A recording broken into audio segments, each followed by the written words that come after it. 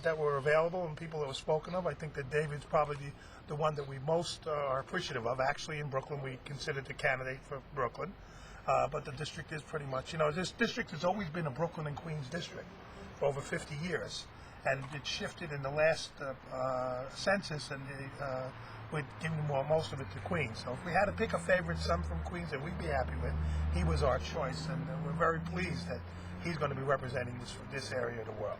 And what do you think the chances are that the seat is actually in existence in 2013? Well, actually, if I'm basing it on history, I would tell you that don't bet on this district disappearing.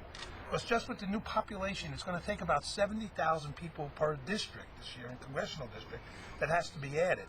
And I'm just not believing that this district will be solely, this part of the district will just solely a Brooklyn district.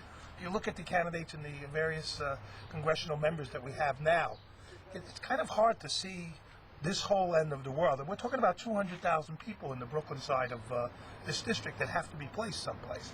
So we think it'll still be a Brooklyn-Queens district, and if it is, we're looking forward to seeing David being our congressman for a very long time. So you don't view him as a placeholder candidate? I've never seen anyone that's going to be in this district, and for what little I know about politics after 40 years, I would say that I see this as a district that's going to continue in some fashion.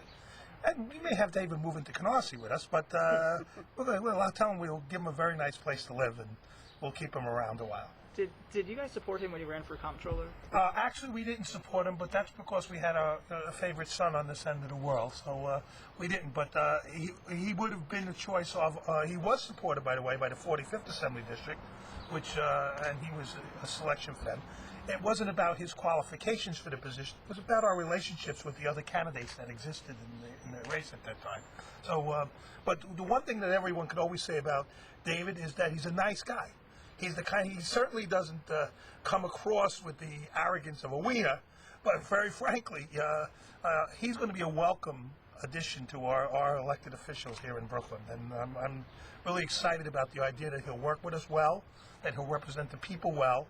And best of all, in my eyes, he's going to be someone who's going to listen to what we offer in ways of advice and help, and he'll be someone who'll work with us well, and that's an important factor in our part of the world. And how is he different than Anthony Weiner?